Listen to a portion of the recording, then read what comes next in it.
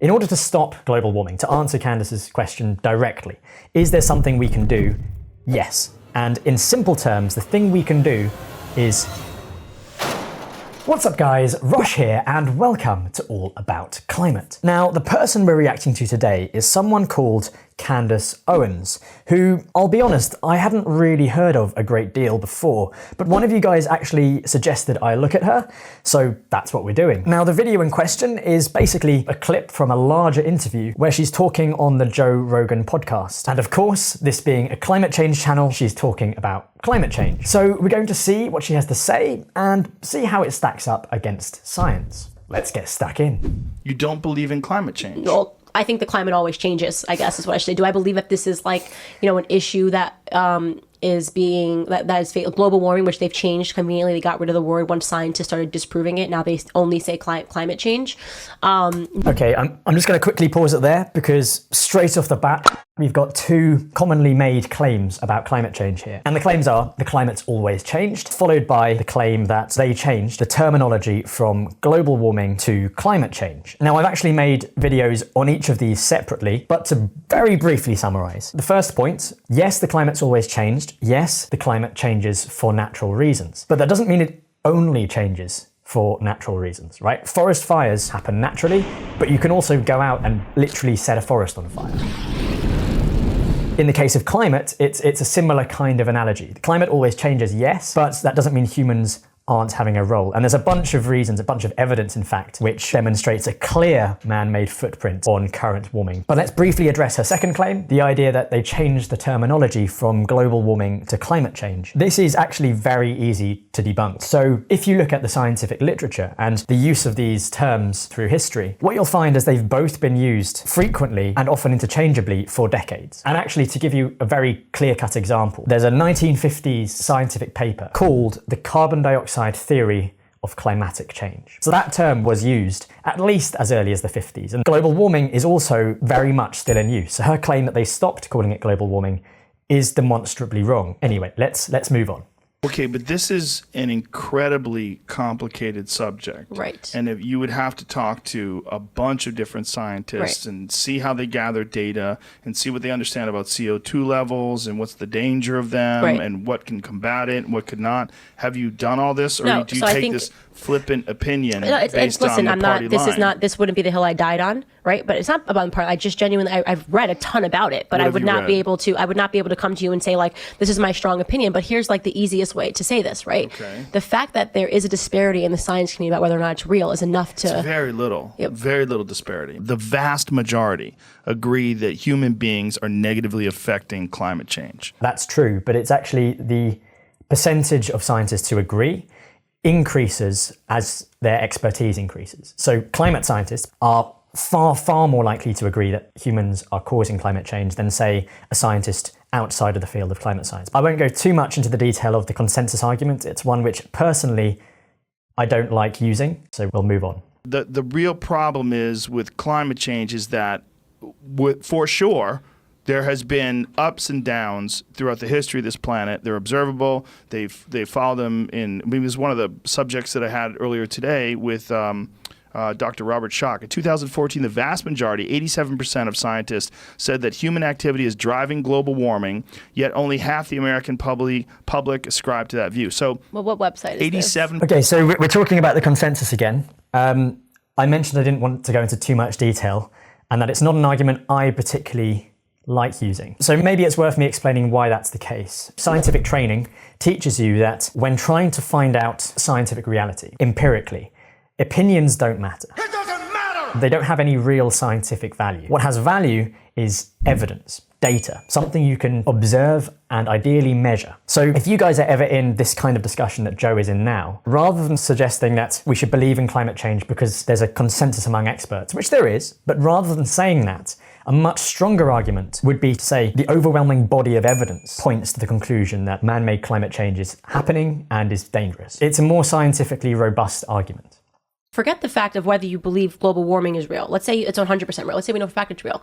Is there a way... Well, let's be clear. Yeah. Global warming, climate change is definitely real.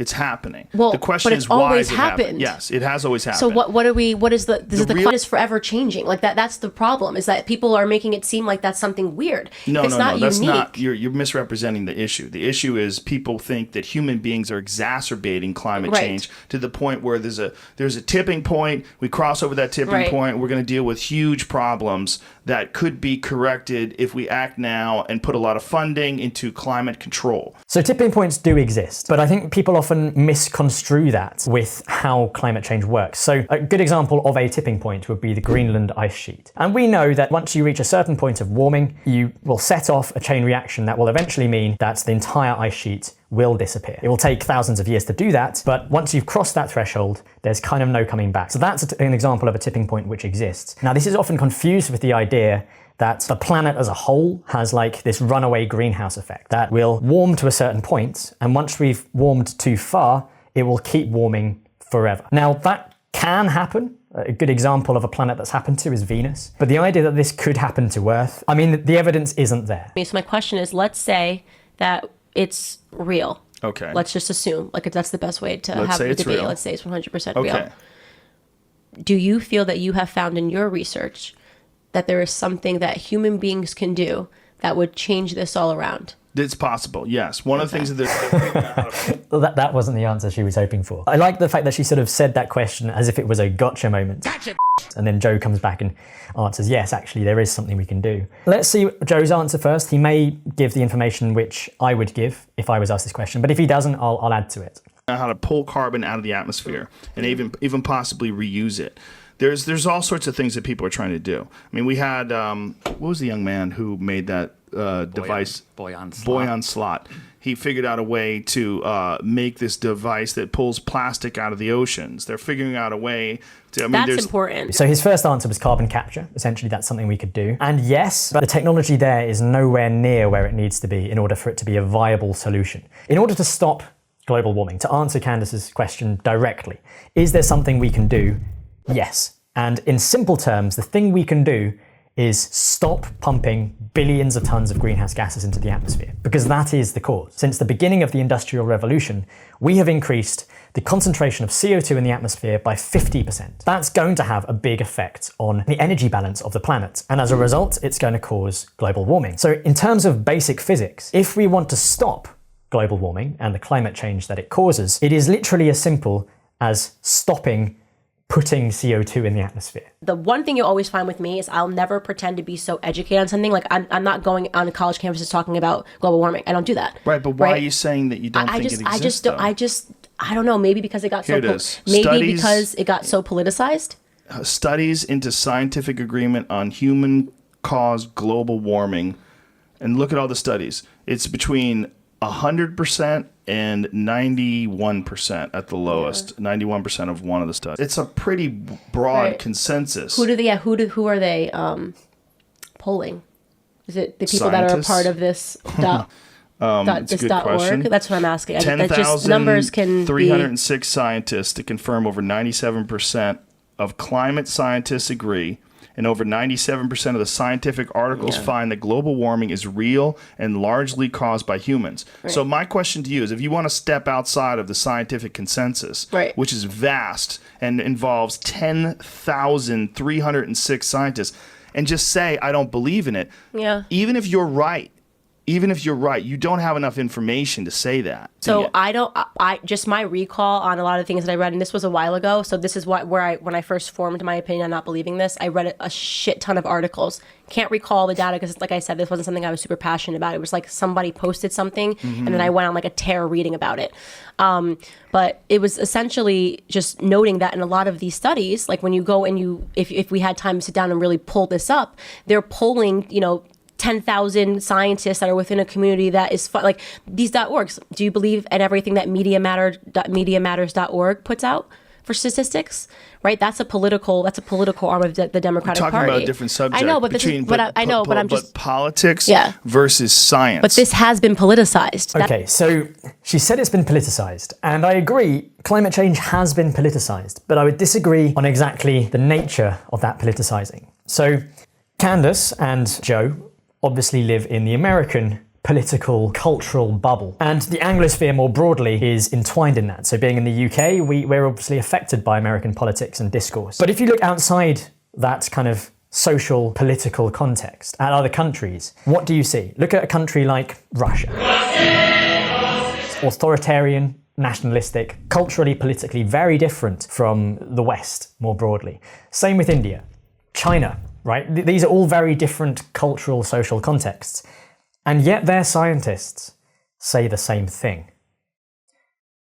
I think the significance of that is often lost on people. Because if it was true that climate change was a liberal left Western agenda, you would expect that the countries whose scientists are publishing this research would only come from countries which lean towards progressive Western democratic principles. But that's not the case at all. Every country, across the board, every single scientific organization on the planet is arriving at the same conclusion, regardless of their political affiliations. That should tell you that this isn't a political manifestation. And yes, politics has got involved and the solutions are very political. But the fact that climate change is happening and is man-made and is likely dangerous and is having negative consequences already, measurable negative consequences on the planet, all of those things are agreed upon by every scientist working on this subject in the world, regardless of the country they're working in or the political affiliation of their country. That should tell you that this isn't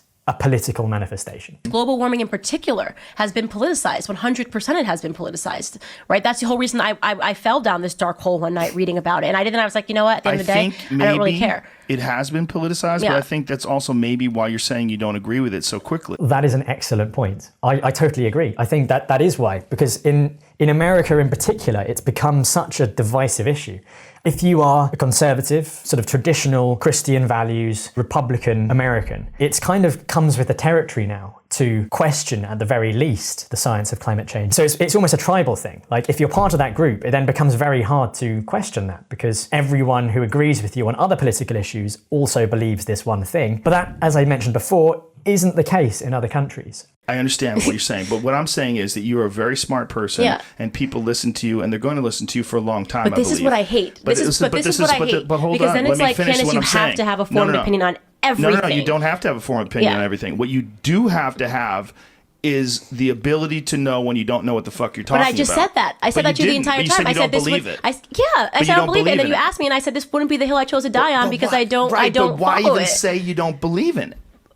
Because I just personally, if you how about not have a belief until you really have looked at the you data? would prefer if my language, as opposed to admitting that I do not know this, I wouldn't die on this hill, I've never made a video, I've never made a public statement. You would have preferred if I had just started by saying I have no opinion. No, I don't know. Okay. That's what I'm saying. You say but I said I didn't know. No, you say I don't believe in it. Yeah. I don't believe in it. You're saying really clearly that you don't think it's real. Yeah. So I mean, I think it would be the same if I said to you, like, you know, do you believe in God? Right. No, I would say I don't know. You would say so. If that's the. I think it's really interesting that she brought up a direct religious analogy here. I am God. Because to me, it shows that in her mind, these things are equivalent. She's seeing climate change and belief in it as a fundamentally religious thing, rather than an evidence-based science thing. You would say so. If that's this, I feel like this is sort of like linguistics, though. No, I would say I don't know. Okay. I always say I don't know. I don't know. I'm agnostic. Most people say like I believe it or I don't, right? So it's like if you say I think a lot of people say they don't know. Okay, I think believe is definitely a word that's associated with God. Right, believe is associated with God and religion. It's not associated with science, and we're talking about a scientific topic here. So again, the fact that she's brought that up is quite interesting. Right, So but a lot of people say that they don't know but if you if say they I believe don't in believe God. in God, and then somebody starts saying, "Oh, you need to form it," it's like I just don't believe in it. No, you don't, because God is not scientific data. Right. There's a big difference between measuring the CO2 levels in the atmosphere and Right. deciding whether or not there's an afterlife. Right. Exactly. I personally think that some scientists started talking about global warming and it got politicized and they figured it was another way to extract human beings' money because of fear. That's my opinion. Okay? I think there's probably some truth to that. There's and then they definitely said, we're going to people- find our core scientists that agree with everything we say. It's proven that Harvard studies have been incorrect because they were being funded by certain, political interest groups. Corporate funding of studies to basically try and arrive at a conclusion which benefits them. That absolutely happens. But again, I'll just point you to the fact that every scientific organization on the planet with all their various different government systems that they work in and the political context in which they work, all arrives at the same conclusion. That's a pretty clear indicator that politics isn't the driving factor here. So I'm not inclined when someone pulls up an article and says, look, 10,000 scientists, I err on the side of, okay, I don't know who those scientists are. I don't know what this organization is funded by. So I'm going to stick by my guns and say I don't really believe in it. That's fair enough. But if that's going to be your position, you need to apply that as well to the studies she was referring to earlier, which she was suggesting supported the idea of a scam. You can't have it both ways. You can't say, if you show me evidence of climate change in scientific papers, well, I don't believe it because people might be, screwing around with the data, they might have an agenda. But then read a bunch of articles saying there is an agenda and say, yeah, sure, that makes sense. Like, either you're skeptical of everything or you're skeptical of nothing. You can't be selectively skeptical, because to be selectively skeptical is inherently unscientific. And say I don't really believe in it yet. Now, if I decide that I'm going to run for office and I've got to make a decision on the atmosphere and what we're going to do about global warming and CO2 emissions, you better believe I will be fully ready to discuss it. I'm not going to make a YouTube video and just know the outskirts of it. I don't do that, right? Mm-hmm. But if you and I are having a discussion, sorry, I don't believe in it. Like, I don't know what to say. I would say open to learning. Okay. Open to learning. I'm always open to learning. I've been wrong before. I was a liberal 2 years ago, I don't know if she is open to learning. Maybe I'm being unfair, but I mean, she's been presented with evidence twice by Joe. It's not the best evidence, admittedly, but it is evidence nonetheless. And her reaction to it wasn't, that's interesting, I need to check that out. It was, I don't believe it. She just dismissed it out of hand. And as we've seen, it feels like she's immune to changing her mind. Any evidence which Joe brings up, she will say, oh, I don't believe it. I mean, she's literally said, I don't believe it several times. And so I'm not sure how open to learning she actually is. I'm open to learning, but I'm not going to pretend, say something that feels inauthentic. And what I wanted to say there was, I don't believe in it. Oh, okay. So that's the end of the video. Yeah, that was very interesting. I think it was particularly interesting because neither of the people talking were actually climate experts. She seemed like a nice person. I'd actually quite like to have a chat with her myself. I'm sure we could have an interesting discussion. I don't think I could change her mind, but I could probably do a better job than Joe at showing her actual evidence, though I suspect the response would be, sorry, I don't believe in it. But anyway, thanks for watching. Make sure to like, comment, subscribe, all that jazz. And until next time, goodbye.